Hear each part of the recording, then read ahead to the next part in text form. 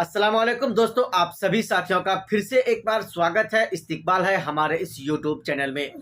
दोस्तों, इस वीडियो के माध्यम से मैं आपके लिए एक बहुत बड़ी जानकारी लेकर हाजिर हो चुका हूं। दोस्तों, उस बड़ी जानकारी में हम आपको ये बताएंगे असदुद्दीन ओवैसी का 3 दिन का दौरा सीमांचल के किशनगंज के अलग अलग जगहों में संपन्न हुआ, खत्म हुआ।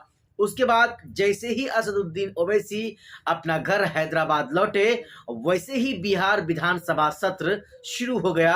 दूसरी मर्तबा ये सरकार बनने के यानी डबल इंजन बीजेपी की सरकार बनने के बाद अख्तरुल इमान साहब की जब बारी आई तो बिहार विधानसभा के अंदर फिर उसी पुराने अंदाज में वो गरजते दिखे जैसे वो इससे पहले गरजते थे। ओवैसी साहब सीमांचल के 3 दिन के दौरे पर थे और उस 3 दिन में आरजेडी और कांग्रेस के किशनगंज जिले के कई बड़े बड़े नेता अपनी पार्टी यानी आरजेडी और कांग्रेस को छोड़कर ऑल इंडिया मजलिस इत्तेहादुल मुस्लिमीन पार्टी का दामन ओवैसी के हाथों ही थाम लिया।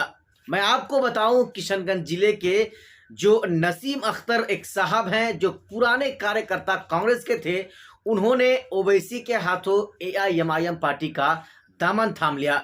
उन्होंने ये भी कहा कि हम पुराने कांग्रेसी हैं, लेकिन अब की बार 2024 में ऑल इंडिया मजलिस इत्तेहादुल मुस्लिमीन पार्टी के उम्मीदवार अख्तरुल इमान को दिलो जान के साथ उसका साथ देंगे। न केवल हम उनका साथ देंगे बल्कि उनको लोकसभा सीट जिताकर किशनगंज से दिल्ली के पार्लियामेंट में उनको भेजने का काम करेंगे। दोस्तों, सिर्फ यही नहीं, उसी कोटाधामन विधानसभा से आरजेडी के पूर्व विधायक प्रत्याशी मुखिया शाहिद आलम ने भी आरजेडी पार्टी को इस्तीफा दे दिया है और उसी दिन एआईएमआईएम पार्टी का दामन ओवैसी के हाथों थाम लिया।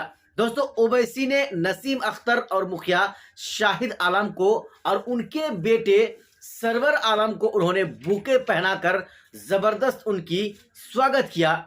जिस चीज को हम आपको बताने का प्रयास कर रहे हैं कि इस बार जैसे कांग्रेस के सांसद हैं वर्तमान के डॉक्टर जावेद आजाद साहब, उनके लोकप्रियता में जिस तरह से घटौती यानी कमी को देखने को मिल रहा है, ऐसे में ये अंदाजा लगाया जा सकता है कि आने वाला 2024 लोकसभा चुनाव में ओवैसी के उम्मीदवार अख्तरुल इमान को जबरदस्त कामयाबी यहां पर मिलेगी और धमाकेदार उनको जीत हासिल होगी। ओवैसी खुद हैदराबाद से वो सांसद हैं, इम्तियाज जलील साहब औरंगाबाद से एमआईएम पार्टी के सांसद हैं और तीसरा सांसद इंशाअल्लाह किशनगंज से एमआईएम पार्टी का अख्तरुल इमान बनेंगे, इसमें कोई शक की बात नहीं है। दोस्तों, अगर आप हमारे इस वीडियो को किशनगंज जिला से देख रहे हैं तो आप भी अपनी राय हमें ज़रूर बताएं कि आप अपनी वोट इस बार यानी लोकसभा का चुनाव में किस पार्टी के कौन सा उम्मीदवार को देने वाले हैं। अगर आप एमआईएम पार्टी के चाहने वाले हैं तो आप हमारे इस चैनल को सब्सक्राइब कर लें, क्योंकि दोस्तों हम एमआईएम पार्टी संबंधित इस तरह की लेटेस्ट न्यूज़ को, हर छोटी से छोटी और बड़ी से बड़ी खबरों को आप तक लाते रहे हैं, पहुंचाते रहे हैं और इंशाअल्लाह पहुंचाते रहेंगे। बाकी दोस्तों, अगर आप एमआईएम पार्टी के चाहने वाले हैं तो आपको क्या लग रहा है? हालांकि ओवैसी साहब ने इस 3 दिन के दौरे में एक बहुत बड़ा ऐलान उन्होंने कर दिया है।